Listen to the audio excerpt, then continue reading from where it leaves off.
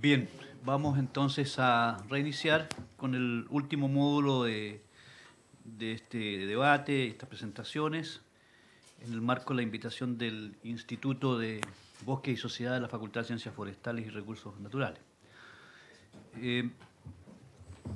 Corresponde entonces a la exposición del colega ingeniero forestal Jaime Maldonado de PYMEMAP. PYMEMAP es la Asociación Gremial de Pequeños y Medianos Industriales de la Madera, Región de los Ríos. Bueno, él también expone, en cierta medida, representando lo que nos sucedió, lo que sucedió en la región de Maule, con la gran destrucción de aserraderos, etcétera. Es algo que interesante de escuchar en esta mesa de trabajo. Gracias, Jaime. Hola, buenas tardes. Nosotros somos representantes de una agrupación gremial, PYMEMAP de los Ríos, Pequeños y Medianos Industriales de la Madera. Lo voy a dejar con un video como introducción para que conozcan nuestra sonido.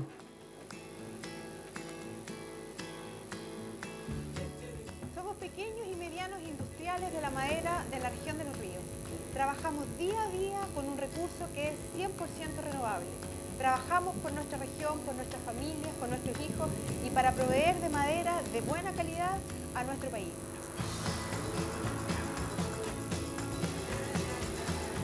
Nosotros somos del sur y es importante entender una cosa. Nuestros recursos naturales, nuestros recursos del bosque, hay que manejarlos. Nosotros somos los que trabajamos con nuestra gente, para nuestra gente y nuestra familia. De eso vivimos. Eso es lo que tenemos que lograr defender. Nosotros vendemos e industrializamos nuestra madera para poder vivir. Trabajamos en nuestra región. Somos PYMEMAP, PYMEMAP de los ríos.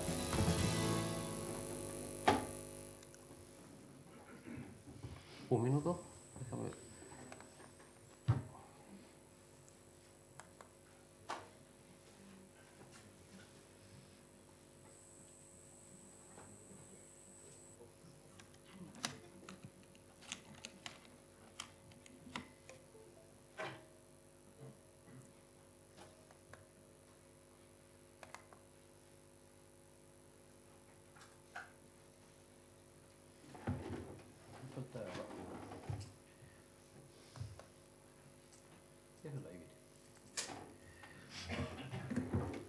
Está bien. ¿Ah? Está bien, si voy a enviar. Pero, ahí.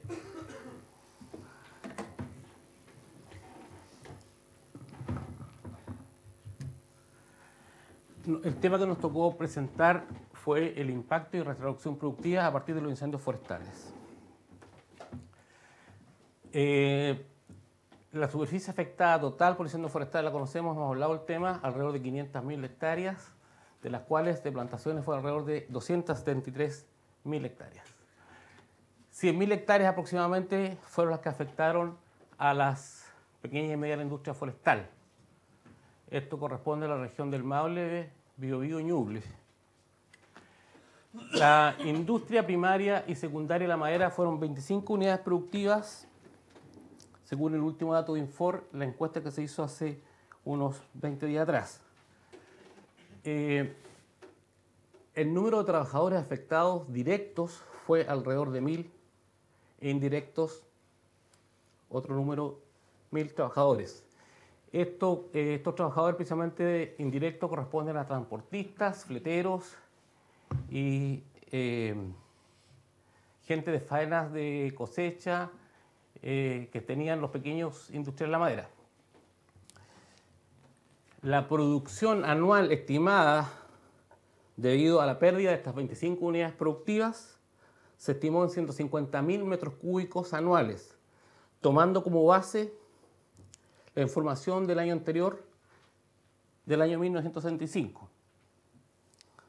Esto afecta más o menos el 1,9% de la producción anual total de producción de madera Pinus radiata, y estimando alrededor de unos 300.000 metros cúbicos de rollizos. La valorización de la parte monetaria de este asunto fue alrededor de 10 millones de dólares, estimada, entre la producción, trozas, maquinaria, algunas instalaciones. El efecto que nos produjo en el mercado, este gran volumen que existe de madera quemada, lo que nos va a producir al final una baja importante en el precio del metro cúbico. Las grandes compañías, por otro lado, también tienen un volumen disponible, aparte de estas 100.000 hectáreas, que también va a salir al mercado. Por lo tanto, se van a generar muchos productos secundarios, como por ejemplo madera que está eventualmente manchada o que tiene restos de ceniza, carboncillo, decoloraciones, que va a ir a parar un mercado de madera estructural o impregnada o industrial pallet nacional, y que son productos que no tienen un precio de mercado interesante para bosques como bosques que tienen un manejo en esa zona. Por otro lado, también la industria secundaria, que es la industria de remanufactura, requiere materias primas de superior calidad. Por lo tanto, ahí se va a producir un problema porque ya no va a tener el abastecimiento suficiente en madera principalmente de calidad lateral. Preocupante también para el sector, después de todo esto que ha pasado, es la motivación de algunos industriales que perdieron sus infraestructuras, que no están dispuestos hoy día a reconstruirlas debido al riesgo que corren a futuro con los incendios forestales y debido también al poco apoyo económico de parte del Estado como para partir y reconstruirse, repararse, digamos. Por lo tanto, aparte de perder su infraestructura, también por otro lado tiene una plantación forestal que también no la van a volver a plantar. Por lo tanto, esos terrenos van a quedar probablemente para la venta y se van a hacer otras empresas y desaparece una pyme. Pero esto sin duda viene a ser también a producirnos una oportunidad. Y esta oportunidad, ¿no es cierto?, viene en un cambio de la percepción de la sociedad con respecto a las plantaciones forestales, que hacía poco rato lo hablábamos acá. Yo creo que la sociedad hoy día, ¿no es cierto?, le da poca importancia a la parte forestal. Aparte de ser productiva, nosotros tenemos bienes de servicio y social también. No es posible que la imagen pública del sector forestal hoy día, y principalmente las plantaciones, está tan destruida, sin conocer que la razón principal de las plantaciones en Chile, allá en la década del 60, se hicieron sobre terrenos que estaban degradados, principalmente por la agricultura extensiva. El embancamiento del río Biobío, el Maule, el Ñuble, son hechos concretos por los cuales la plantación llegó a proteger los suelos. Y así empezó la plantación en Chile. Pero lamentablemente la sociedad no se acuerda de eso. Y hoy día yo creo que es el momento de explicarles por qué llegó la plantación a Chile y por qué están los bosques. Es cosa de ver en la zona de Cabrero, todos esos arenales eran arenales hasta el año 65. Posteriormente se plantaron, pero no eran terrenos productivos. Ya la agricultura ya había pasado ya.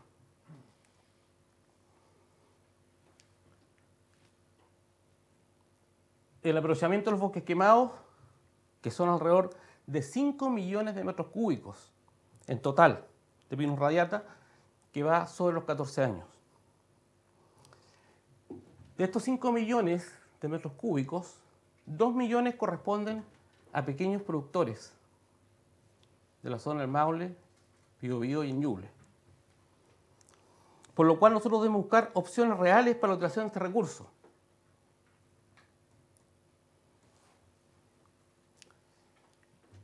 Por lo tanto, hoy día tenemos una oportunidad y un nicho para las pymes. Con esta experiencia, creemos nosotros que a futuro debieran venir a hacerse un manejo distinto con plantaciones mixtas, plantaciones de cuarteles u otras especies, que les permitan a las pymes seguir subsistiendo para poder seguir compitiendo en el mercado y no basarnos exclusivamente en el pino insigne, sino otras especies. Esta oportunidad también nació, digamos, desde el punto de vista de los incendios forestales y hoy día la tenemos que aprovechar.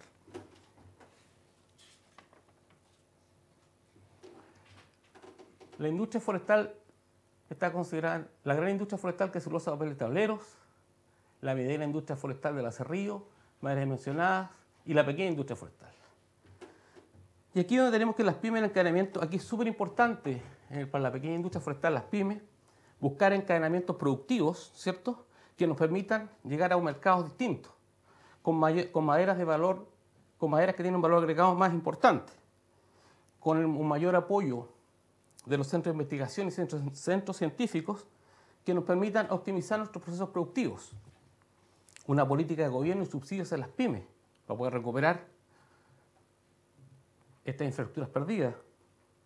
Utilización, como decía recién, de otras especies, como pino oregón, ciprés, encino u otras. Es muy importante para las pymes contar con el apoyo de entidades gubernamentales y privadas para lograr sacar y poder crecer juntos a futuro tener un mejor recurso.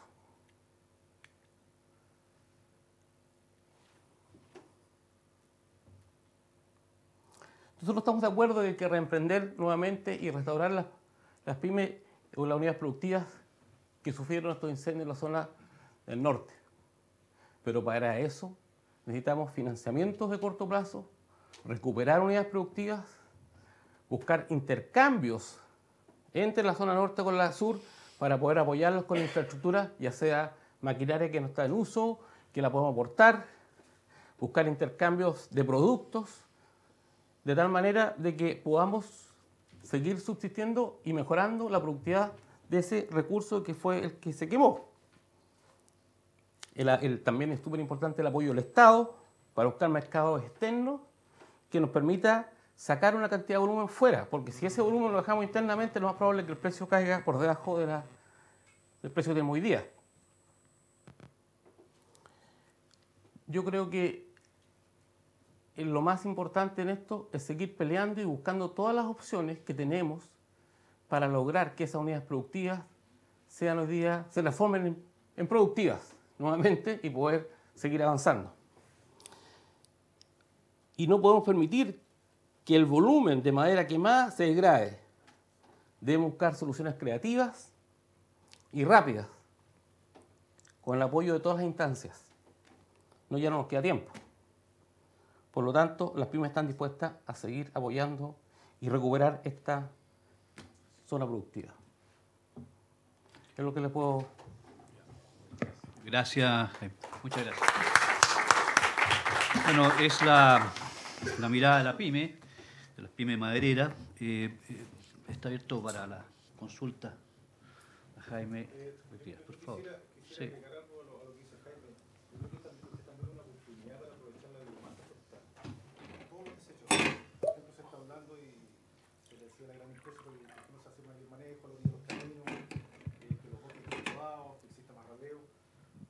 Pero también esto va a generar, sobre todo los bosques jóvenes, que existe una gran cantidad de volumen que va a quedar en terreno, ¿no es cierto? Es un material combustible. Se decía hace años atrás que había que dejarlo para mejorar la calidad del suelo, ¿no es cierto? Pero ahora se ve que es un material de riesgo. Entonces esta es una oportunidad, digamos para las pymes, para las empresas grandes y para el Estado, de crear polos de producción de energía en torno a la biomasa en estos lugares. O sea, esta es la oportunidad para aprovechar esa biomasa, es la oportunidad para instalar, vuelvo a repetirlo, plantas de generación de energía a través de la biomasa. Todo ese material puede llegar a estas plantas. Yo creo que es súper importante tenerlo en consideración, o sea, es una oportunidad para estas plantas. Gracias, Álvaro. Roberto.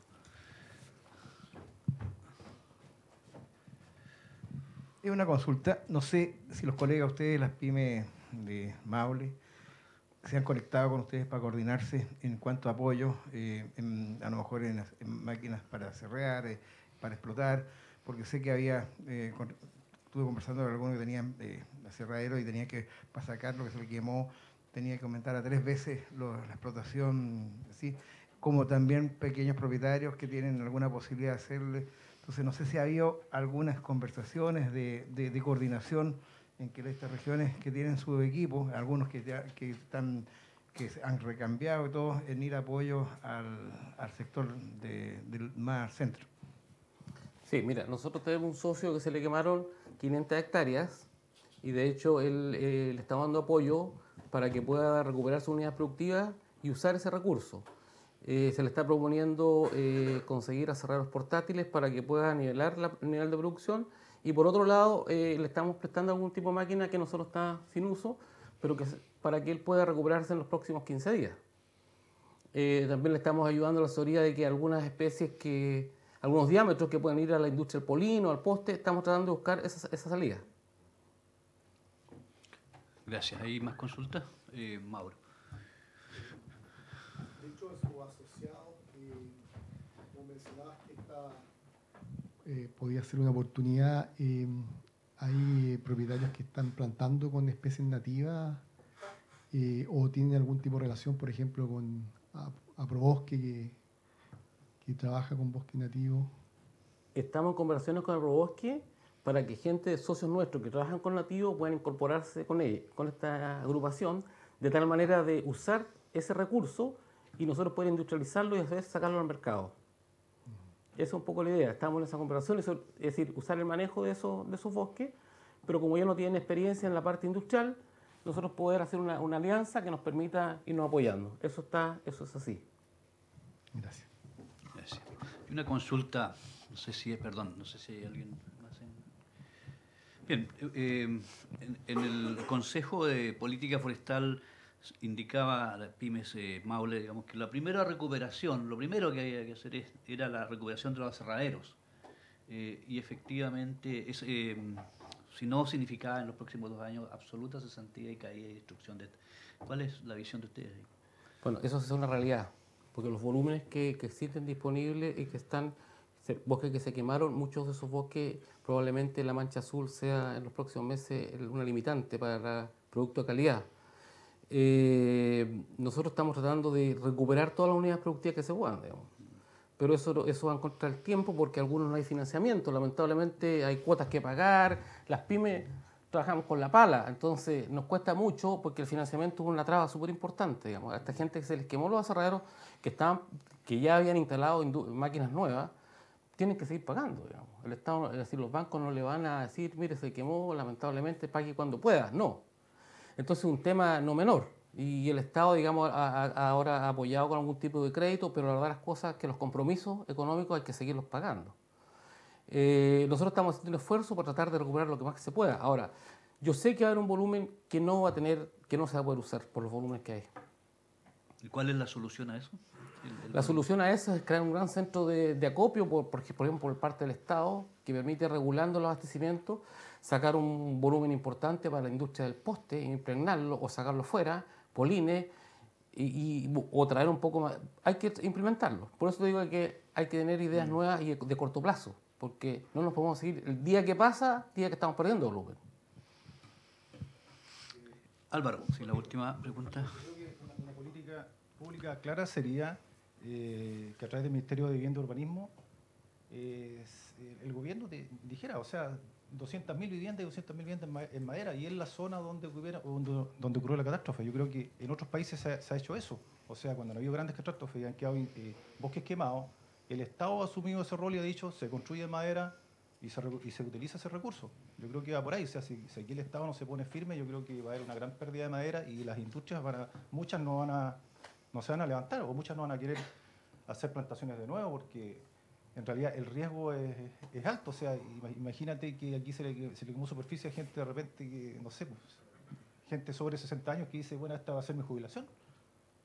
¿Cómo voy a plantar de nuevo si corro riesgo de incendio? ¿O cómo voy a plantar una empresa? Es complicado. O sea, yo creo que si el Estado no se pone firme en este cuento, yo creo que no. Y con recursos, yo creo que no. Lo veo medio complicado. Yo creo que la vivienda, yo creo que va por ahí el cuento.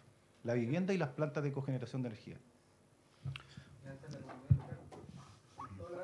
Bien. Lo que hizo una organización internacional que la conozco y que un orgullo lo digo, fue traer las platas y decir, no se va a ir a comprar al norte las cosas, se van a comprar en las ferreterías locales.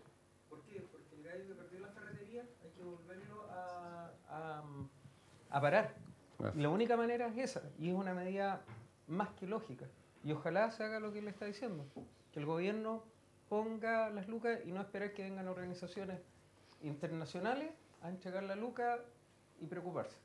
Y ustedes, es cosa que lo busquen en internet y van a ver que es así. No puede ser que la Cruz Roja japonesa haya traído lucas y haya fomentado, haya ayudado a los pesqueros, haya ayudado a las pequeñas pymes, ¿cachai? Que se les cayeron los negocios. Hasta la señora que vendía abarrotes. Bien, gracias. Reitero, esto está grabándose en la televisión universitaria. Gracias, Jaime. Excelente tu visión. Gracias. Bien, vamos a la penúltima exposición. Tiene que ver con el impacto económico, los incendios y el desarrollo regional del profesor Theo Kausel.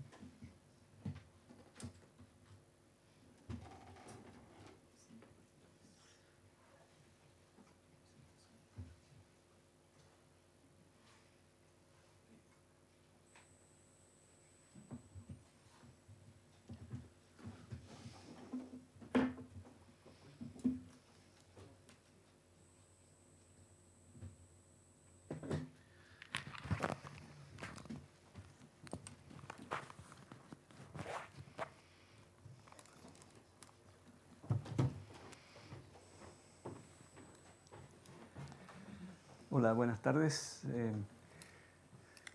Gracias por la invitación. Tengo que reconocer que mi amigo Luis Otero me había mencionado hace unos 10 días, creo que estaba organizando este evento y yo, en forma un poco precipitada, dije, bueno, yo le puedo ayudar en la parte económica tal vez. Y me dijo, sí, ok, prepara algo en economía. Creo que me arrepentí un poco en un momento por varios motivos. Uno, que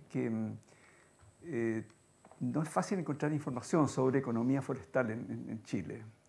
Y el otro es que encontré de repente que era un tema bastante simple en el fondo y no tenía muchas implicaciones interesantes para alguien que estuviera investigando economía. ¿Ya? Esas fueron las dos razones.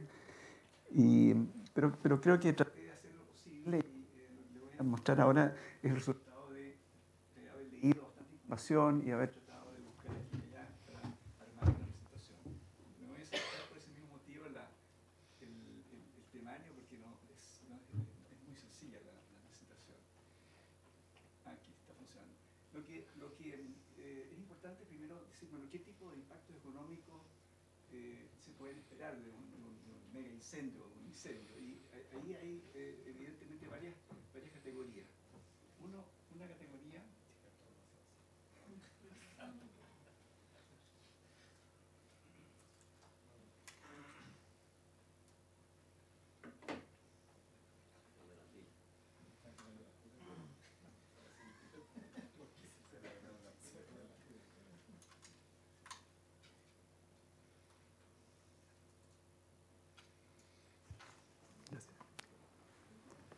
¿Sí? ¿Se escucha ahora? Sí, ya, perfecto, gracias. Bueno, la primera categoría importante son las pérdidas patrimoniales, es decir, las pérdidas de algo que tenemos que denominar un stock. No es un flujo de ingresos, una cosa continua en el tiempo, sino que es una cosa que tiene que ver con una fecha determinada, que es la fecha del día del incendio, o la fecha del promedio del día del incendio, la fecha final en que se acabó el incendio, ¿no es cierto? Y ahí hay pérdidas patrimoniales importantes que son, digamos, los distintos tipos de biomasa que se pierden, ¿no es cierto?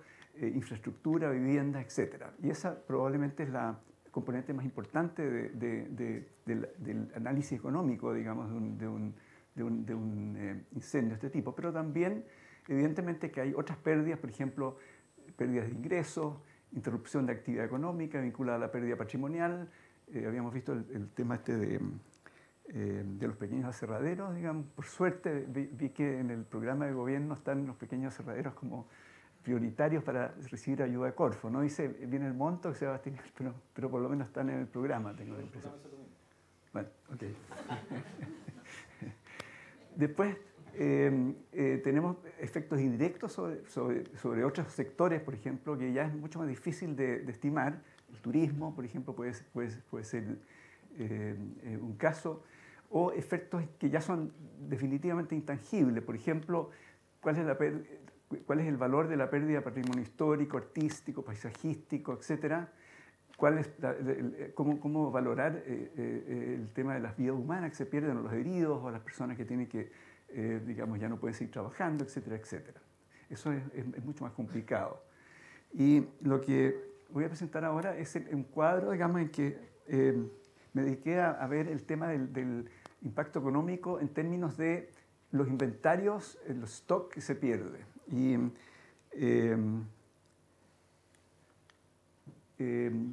digamos, aquí también ya se mencionaron las categorías de suelo afectadas, digamos, están las plantaciones forestales, bosque nativo, praderas matorrales, humedales, suelos agrícolas, y voy a explicar este otro forestales en un momento más. Bueno, lo que hay como información bastante aceptada probablemente es el tema de la superficie afectada. Y esta superficie la obtuve, digamos, del programa de gobierno, digamos, no de la CONAF, sino el gobierno elaboró un programa de ayuda en que mencionan estas cifras que uso yo acá. Y, y desgraciadamente, digamos, la suma de las cifras que daban ahí no daba el total, que también se mencionaba este total, entonces me faltaba esta cantidad que yo por eso pensé que eran otros forestales. Bueno, en todo caso, esta entonces superficie afectada la obtuvo del gobierno a través del Plan de Acción de Regulación del Patrimonio.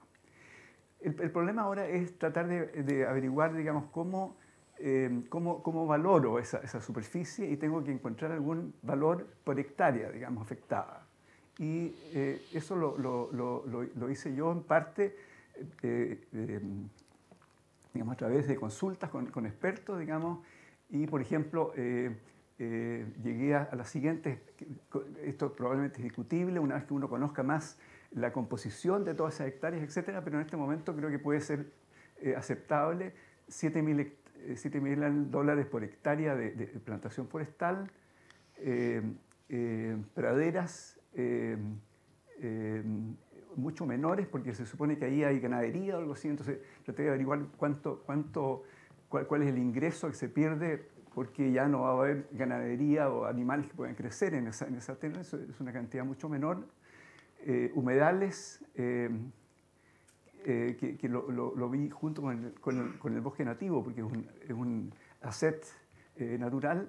Y esta cifra del bosque nativo la obtuve de una información que se había desarrollado para California y que me parece un estado muy semejante a la situación chilena, y ellos habían estimado justamente en función de muchos incendios forestales allá que el costo, digamos, de la pérdida por acre, digamos, el dato, digamos, era un cierto valor que transformado a hectáreas llegaba a un valor de $5.000 por hectárea, que me parece interesante porque es muy parecido al valor comercial, digamos, de las plantaciones, por lo menos en el caso, si lo aplicamos al caso chileno. Y esa misma cantidad la usé para los humedales. Aquí, de nuevo, utilicé en los suelos agrícolas, digamos, la producción de un año. En el caso agrícola, como son cultivos anuales, digamos, lo que se pierde es un año, y eso tiene un valor que es fácil de determinar. Ahora, ¿qué pasaba con los forestales? No sabía, pensé que eran pequeños forestales, tal vez por eso puse esas cifras. Bueno, en total, usando esta información llegué a $1.800 millones de impacto económico en términos de pérdida neta de patrimonio. Y que es una cifra mucho mayor que cifras que vamos a ver que se mencionaban anteriormente. Ahora, con la información que Víctor proporcionó hoy día, cambié un poco la superficie, digamos, le agregué puse la superficie que Víctor me mencionó, digamos, que era algo mayor, digamos, y que me indicaba aquí la categoría de suelos periurbanos, y llegué entonces a esta otra cifra que curiosamente es muy parecida a la que yo había obtenido, porque en este caso yo consideré que el 30% de las plantaciones podían utilizarse, que no había pérdida de la madera total, por así decirlo, en el inventario. Bueno, entonces lo que pasa es lo siguiente, que las cifras que hasta ahora se habían dado eran mucho menores. Por ejemplo, CONAF, en una cifra que aparece en el Mercurio, digamos, estimaba la pérdida total en $25 millones. Apareció un estudio, un artículo en el Mercurio de Schmidt-Hebel, Klaus Schmidt, un connotado economista, que estimaba esto en 400 millones. Yo creo que hay que preocuparse, digamos, de que haya tal diferencia. No sé si en el entretanto han habido otros estudios para afinar esta cifra. Yo creo que si las hectáreas son relativamente homogéneas en términos de los efectos, puede ser que esta cifra sea bastante aproximada. Lo que pasa es que hay varias cosas que hay que mencionar aquí, ¿no es cierto? Tenemos que en el fondo agregar cifras. Por ejemplo, la pérdida de matrimonio, del patrimonio, pero también hay que tener cuidado, porque una de las cosas que no se puede hacer es agregar los gastos que realiza el Estado en prevención y mitigación al combatir el incendio con las pérdidas patrimoniales. ¿Por qué motivo? Porque en el caso de la... bueno, hay que agregar también los costos indirectos y eso sí, lógicamente los costos indirectos que no están incluidos en este caso, pero hay que tener cuidado de que por ejemplo, no se incluyen, porque hay cierta gente que dice, pues, ¿dónde están los gastos de los bomberos, los gastos de CONAF, los aviones, etcétera, etcétera? Y resulta que no podemos agregar eso a la pérdida de patrimonio, porque justamente pensamos que esos gastos están destinados a disminuir las pérdidas patrimoniales. De modo que en el fondo la relación de estos gastos debe ser inversa. Es decir, si yo gasto más en prevención y en combatir el incendio va a ser menor, lógicamente, y probablemente hay una relación ahí, lógicamente, pero no puedo sumar esas dos pérdidas.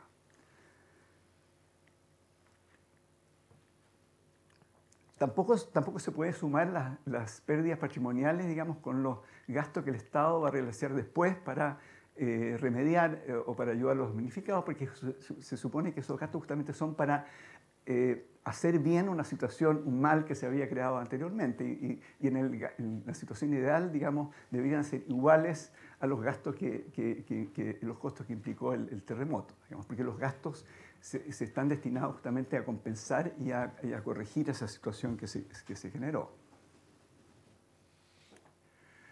También hay, evidentemente, beneficios intangibles, ¿no es cierto? Y yo tengo la impresión de que uno de los beneficios que no sé si se van a obtener, pero que se debieran de obtener, es el beneficio intangible de aprender de esta experiencia única. Y única en el sentido de que, esperando que va a ser a futuro también una experiencia única y no se va a repetir de aquí a 2 o 3 años más, digamos. Entonces, esa experiencia y ese laboratorio que se creó a través de esa experiencia, yo creo que tiene que aprovecharse al máximo.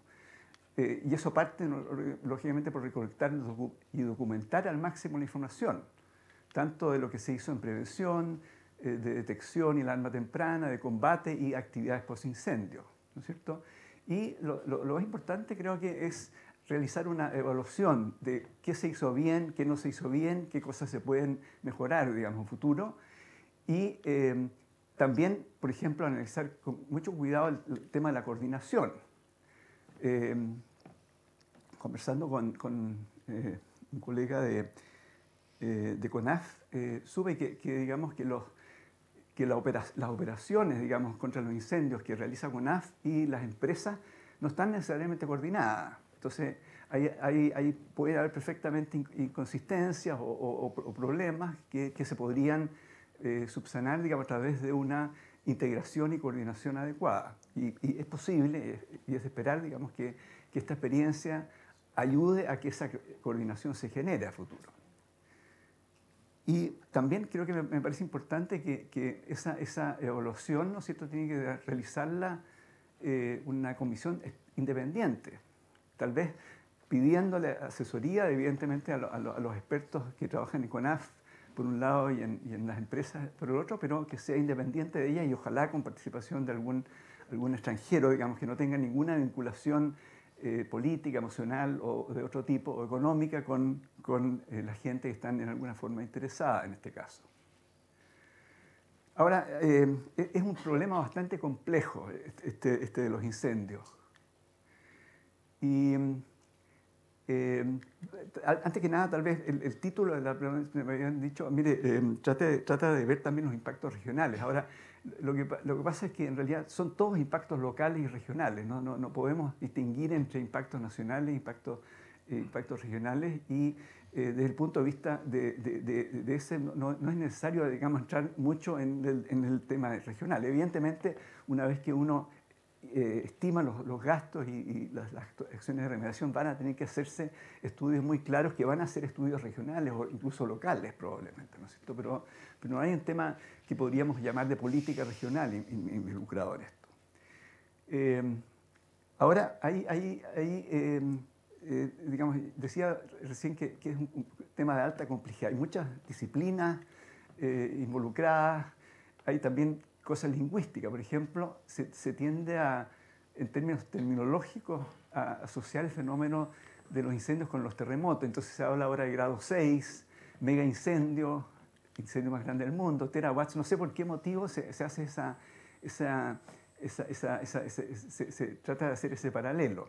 Pero evidentemente, puede ser debido a nuestra experiencia histórica de tener terremotos muy fuertes y ahora incendios muy fuertes. Pero en realidad el incendio forestal es un fenómeno mucho más complejo que un terremoto, ¿cierto? Porque basta decir que en el caso del terremoto lo que hacemos es soportarlo, no podemos enfrentarlo, no podemos hacer nada para evitarlo, mientras que eso sí podemos hacer en el caso del incendio. Entonces el incendio es en ese sentido mucho más complejo.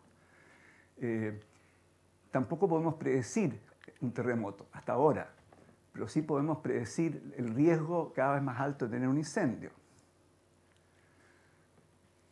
Tampoco podemos inducir un terremoto, aún no, espero que nunca se pueda hacer. Pero evidentemente podemos inducir, o hay inducción de incendios forestales a través de la intencionalidad, que parece que juega un rol importante. Escuchamos una cifra de 60% hoy día. Y creo que ese problema tampoco no se puede resolver solo con mayor vigilancia policial y medidas políticas, sino que hay que considerarlo realmente un problema ético que hace necesario un programa educacional.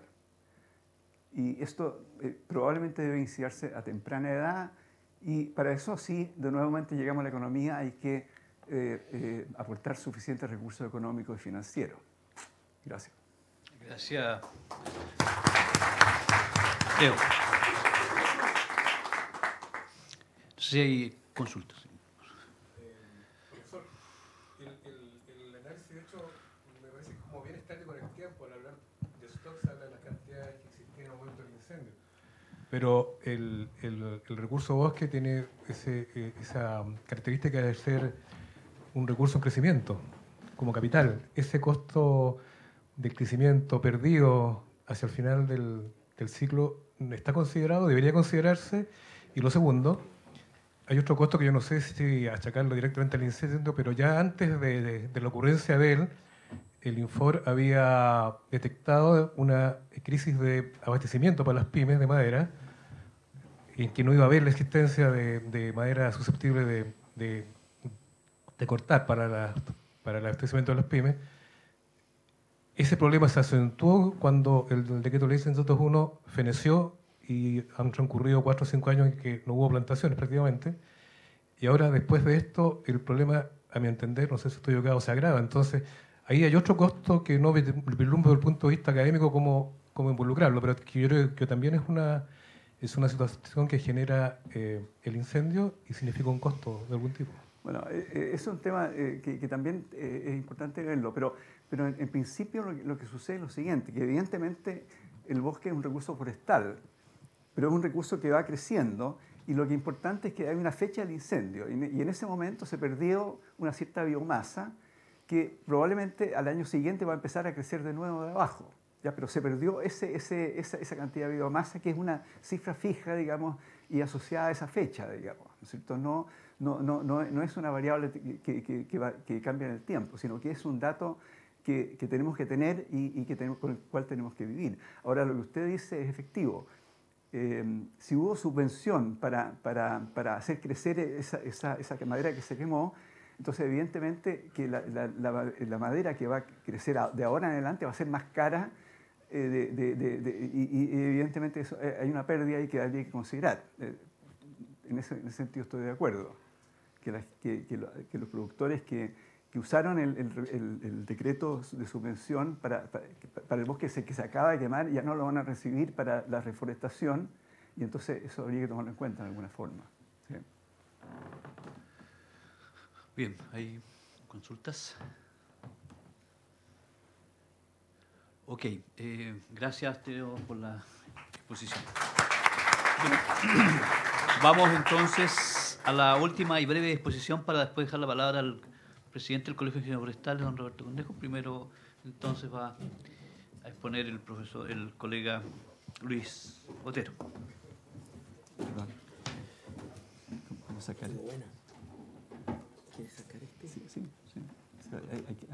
Bueno, ok.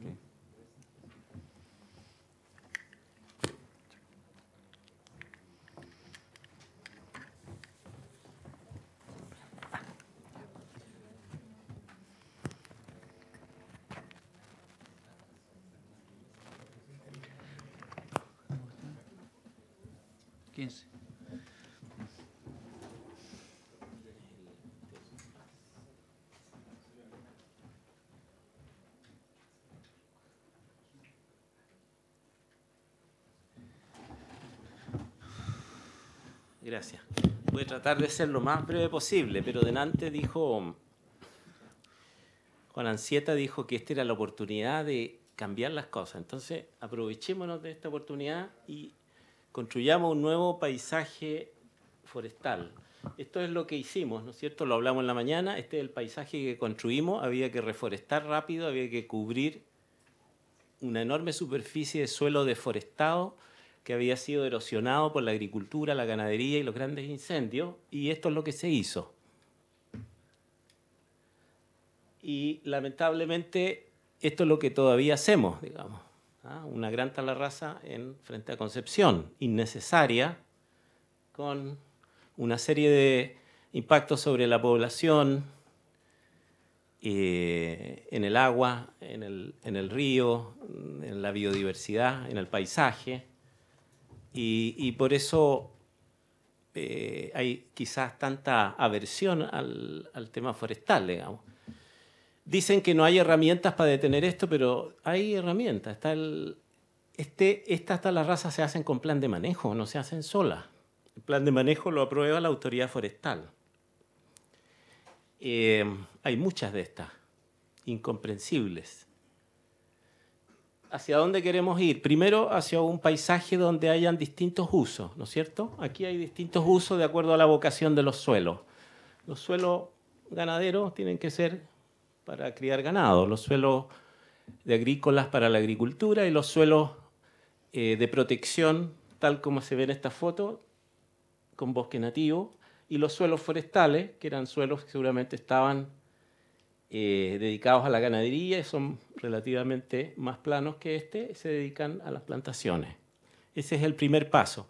El año 61, 62 se hizo lo que se llamó el proyecto aerofotogramétrico, el proyecto de la OEA, después del terremoto del año 60, y casi todo el país se clasificó, se dejaron áreas también, faltaron áreas, pero se clasificaron los suelos.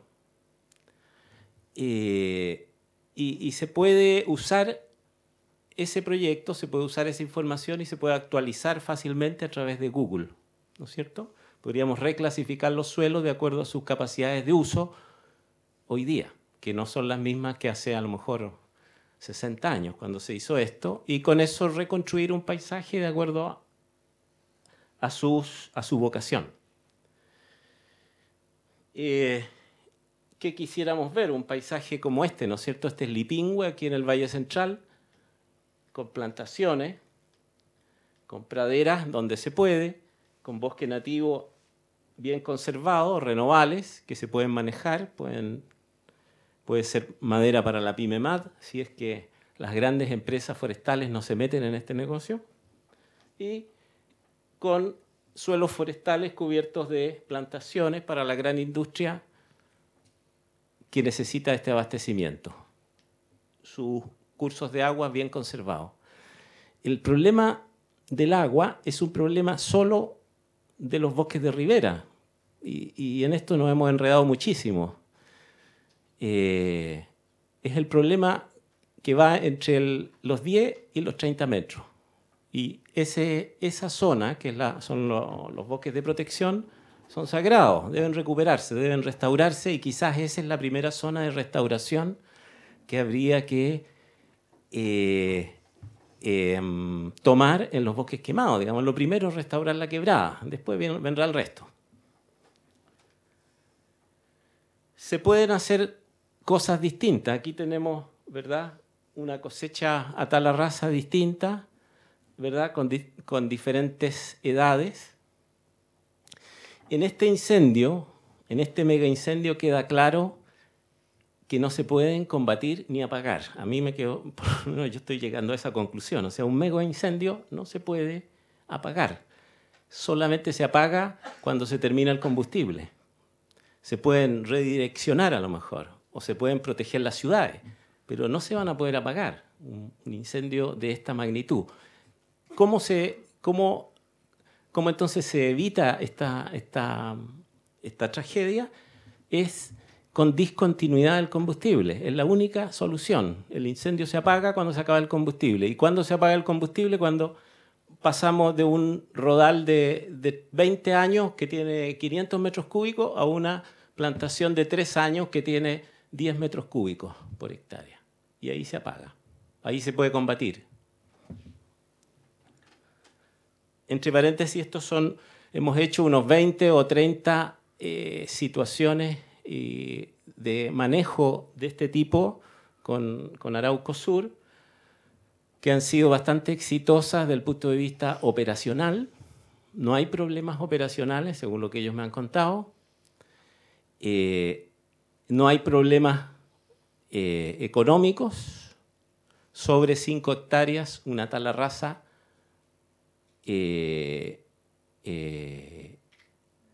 no es un problema.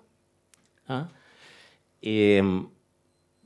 Aquí tenemos una zona cerca de Valdivia, ¿verdad?, donde se han hecho estas pequeñas talas rasas siguiendo la topografía. O sea, las talas rasas se hace entre 2 quebradas y en el suelo siguiendo la pendiente del suelo. O sea, cuando cambia la pendiente, la tala rasa se corta. Cuando cambia hacia abajo, por ejemplo, en el pie de monte, hasta ahí llega, y cuando cambia hacia arriba, hasta que cambia el suelo en la cima. Y solo la topografía va dando la superficie que se va a cosechar. No es necesario poner un número. Cuando se trata de una topografía muy escarpada, obviamente las talas rasas solas van a tener superficies pequeñas. Aquí estamos hablando de 5 a 10 hectáreas, porque es una topografía bastante escarpada. Hay que seguir los límites naturales, no hay que hacer límites artificiales. Hay que seguir el curso de los ríos, hay que seguir las curvas de nivel, hay que seguir los cambios en los tipos de suelo, y eso además nos sirve para clasificar nuestros bosques, tener sitios distintos con manejos distintos en el futuro. Tiene que haber una diversidad de manejo, y sobre todo, por ejemplo, en la periferia de las ciudades se habla de retirar los bosques. No es necesario retirar los bosques. Nadie va a manejar ni a cuidar ese esa franja de protección. Eso se va a convertir en basural o se va a convertir en un área de poblamiento, de ocupación espontánea. Va a ser muy difícil. Lo lógico es que haya un manejo distinto del bosque cuando estoy en la periferia de una ciudad. Un manejo distinto significa bajar la densidad, aumentar las podas, disminuir el combustible dentro del bosque. Yo me fijé que en muchas zonas los bosques bien raleados y bien podados, muchos de esos bosques se salvaron en este incendio. Los bosques que se quemaron completamente eran bosques que normalmente tenían poca poda o no tenían poda, no tenían raleo. Bueno, muchas gracias. Esto era bien cortito. Ya. Gracias, Luis. No sé si tienen alguna consulta, ya estamos sobre la hora, pero de todas maneras. Bien. No, perdón, Mauro.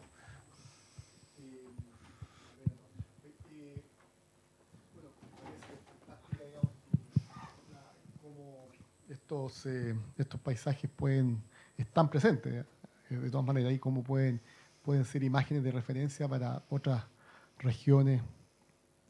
La pregunta es, ¿qué tan dispuestas crees tú están las empresas forestales, que son las que tienen grandes patrimonios, sobre 800.000 hectáreas, sobre 1 millón y tanto de hectáreas, para poder tener un plan de ordenación forestal con un diseño de esas características que implica edad, implica especies, no, pero por lo menos, ¿no es cierto?, integrarse a un paisaje más saludable, más resiliente? Eso por un lado, como pregunta general, y la otra, no, pero eso solamente. Bueno, eso lo tienen que responder las empresas, pero yo creo que esto es también una batalla ideológica, entre comillas, ¿verdad? O sea, aquí hay ideas de por medio, hay posiciones tradicionales, posiciones nuevas, y es un tema también, un cambio cultural que tenemos que hacer los forestales, digamos. O sea, aquí hay una cuestión de tipo cultural, creo yo, y dentro de las empresas, esta es la oportunidad de hacerlo. O sea, hoy día las empresas, con este panorama, tienen que abrirse a este debate, digamos. No se puede hacer lo mismo que se hizo hace 40 años atrás, cuando había que plantar rápido el país. Ya no es necesario hacer eso, la industria ya está instalada, hay una economía funcionando, es exitosa, Chile es muy exitoso forestalmente. Si uno lo mira de otro lado del mundo, en América Latina hay 2 países forestales, Brasil y Chile. Chile tiene pocas empresas de nivel mundial chilenas, de propiedad de chilenos, y esas son las forestales. O sea, hay elementos que se tienen que debatir y se tienen que discutir, digamos.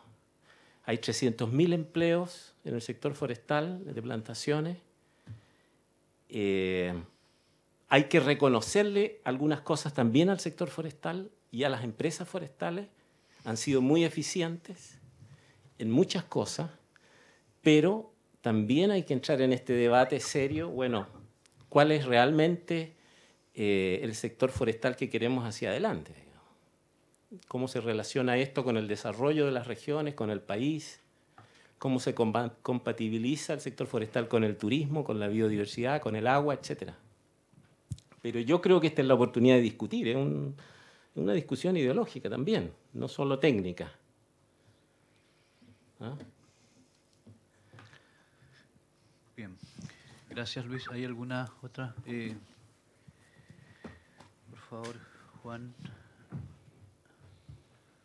Y acá sería la última. He sido interpelado.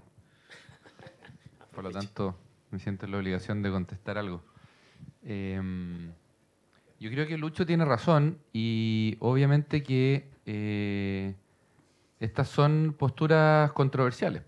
¿Ah? Cuando nosotros empezamos con el proceso de FSC, de certificación del sello FSC, nos dimos cuenta de eso, hicimos mesas de conversación en torno a distintos temas y ahí habían controversias que yo creo que aún no se terminan de digamos, de consensuar. ¿Ah?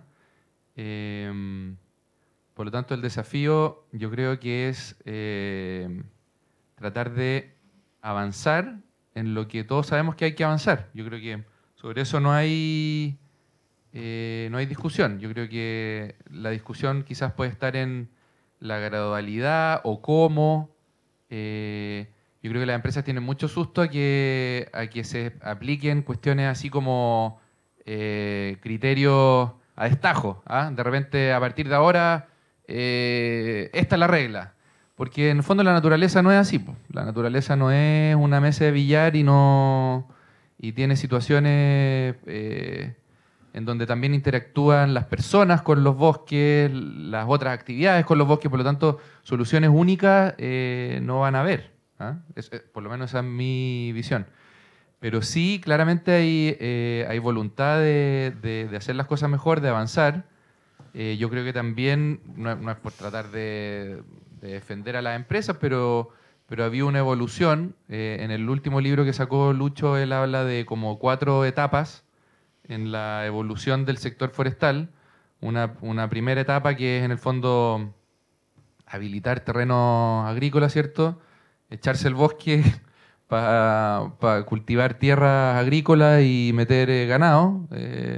Una segunda etapa en donde vino todo el fomento de la industria, que claramente se discutió en el seminario. Una tercera etapa de manejo sustentable, que yo creo que es la que estamos metidos ahora, en donde se han incorporado variables sociales, variables ambientales. Claramente decir que las empresas hoy día trabajan igual que hace 10 años atrás no es cierto. Digamos, han habido un montón de cambios. Pero yo creo que Lucho habla de una cuarta etapa, que es la etapa de la mirada está más de paisaje. Yo creo que en este caso, a raíz de los incendios, uno ve claramente, durante toda la jornada hemos estado conversando de estos temas, en donde aparentemente estamos expuestos a una situación futura cada vez más complicada desde el punto de vista de los incendios, y en donde la única forma es tratar de... porque sabemos que hay factores que se van a repetir, entonces la única forma es tratar de intervenir aquellos factores que creemos que podemos intervenir para evitar la magnitud de estos incendios. Y una de esas cosas que hay que hacer claramente es tener esta mirada más integral de cómo hacer que las plantaciones sean más heterogéneas, ¿ah? Sea a través del manejo de las plantaciones, sea a través del establecimiento de las edades de plantación en los distintos sectores, sea a través de los cursos de agua que hay que proteger con distintos tamaños de anchos de faja, etc. Pero yo creo que estamos en una etapa en donde yo creo que nadie en la empresa podría decir que no hay voluntad de avanzar en esto. Para nada. Al contrario, yo creo que hay... Sí, al contrario, hay ganas de avanzar, pero como son temas controversiales y están cargados también de una fuerte componente ideológica de lado y lado, ¿cierto? Porque aquí ha habido mucha discusión por muchos años de esto, entonces también hay egos entre medio, de gente que no quiere dar su brazo a torcer, de que yo siempre dije una cosa, y cuando en realidad en la vida las cosas son líquidas. Son líquidas y en el fondo uno tiene que adaptarse a los tiempos y a los cambios que la sociedad y el mundo exigen. Entonces, para redondear, yo no sé bien cómo vamos a... Nosotros tenemos todo un tema de organización interna, probablemente vamos a organizar otro seminario en mayo, más cerca de la zona afectada, digamos, no porque no queramos trabajar estos temas acá, pero la urgencia, digamos, está en el Maule. Lo más probable es que haya un seminario hacia fines de mayo, en donde vamos a invitar a reflexionar sobre este tema. Creo que estamos bien encima, o sea, tampoco podemos, yo creo que autoexigirnos como sociedad, digo yo, no solamente como empresa, sino que como sociedad, de estos temas tan controversiales que han venido dando vuelta por tanto tiempo, resolverlo a un mes de lo que ha pasado. Claramente requiere de mayor diálogo, el rol del Estado también es importante, lo hablábamos aquí en la pausa del café. Nadie pretende aquí que por la pura buena onda de los actores de repente vamos a encontrar las soluciones mágicas. Aquí también tiene que haber un tema, yo creo que de regulación. Lo importante es que las regulaciones se hagan de manera participativa realmente, porque muchas veces se habla de la participación y la participación ciudadana resulta que participan algunos nomás. Entonces pues se establecen ciertas normas y nadie le ha preguntado a la empresa ni a los otros actores económicos que en el fondo están en el país de cómo esas regulaciones tienen que, cómo impactan y cómo nos afectan al final a todos, ¿cierto? Entonces yo creo que hay que tener una mente abierta para poder entrar en estos temas. Yo creo que por lo menos desde el lado de nuestra empresa hay absoluta voluntad de avanzar y de mejorar. Gracias. Gracias. Roberto, sí, por favor. No sé si pasar aquí adelante. No sé si hay más consultas.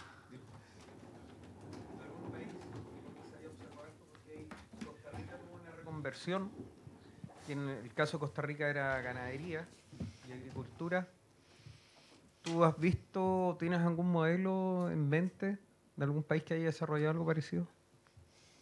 ¿Se ha visto esto o sería la primera vez que se ve en el mundo?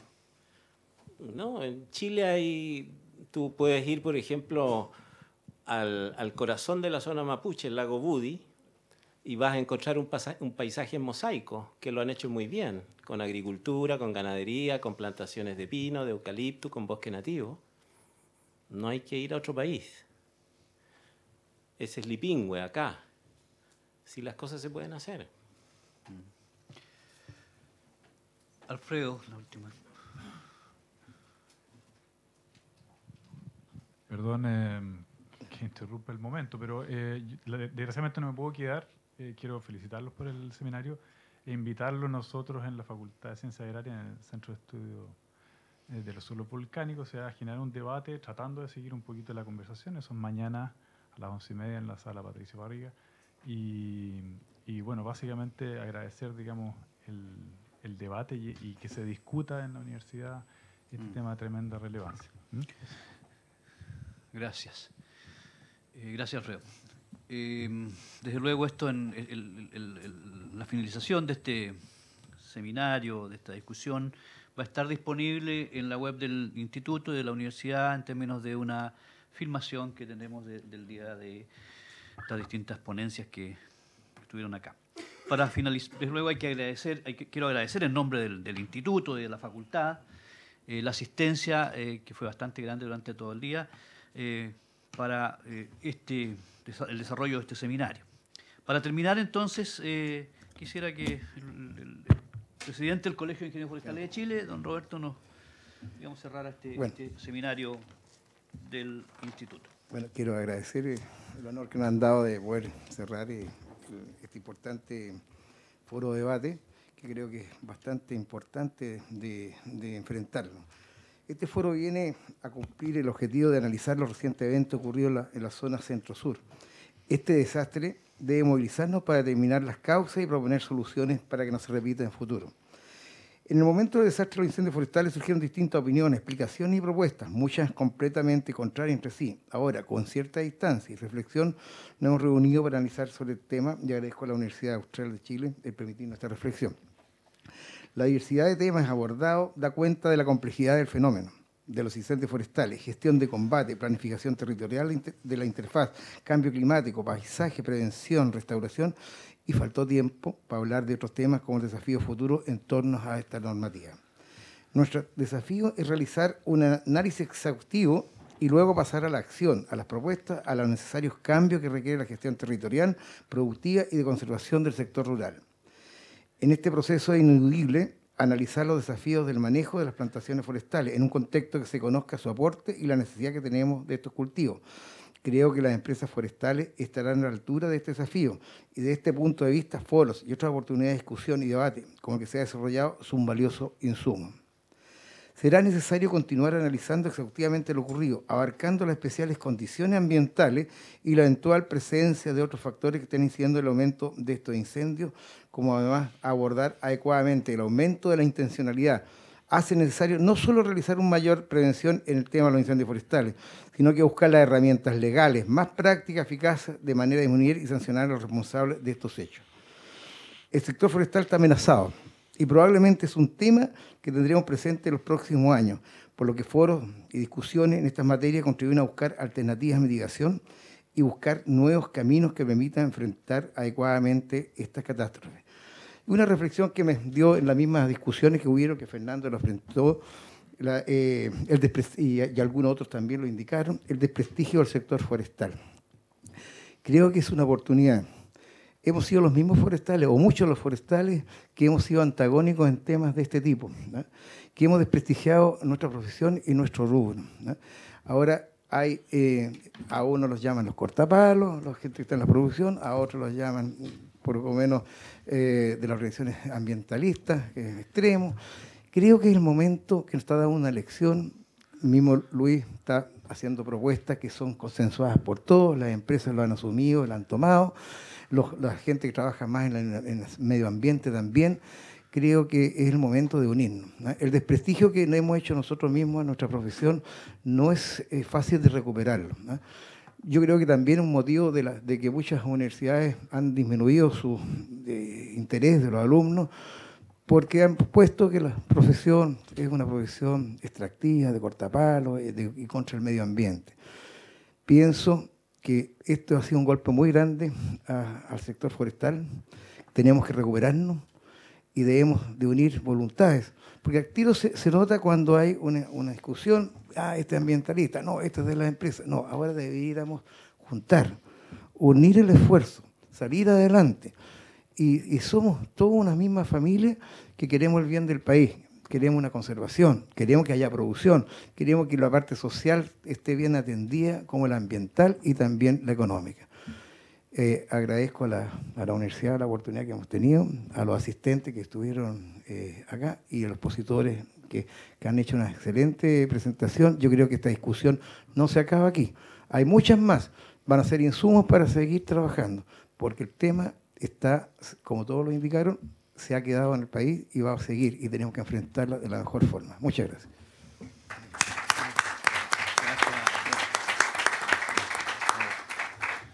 Bien, muchas gracias y agradecemos la presencia de parte de ustedes y, desde luego, con el Instituto de Bosque y Sociedad de la Facultad. Gracias.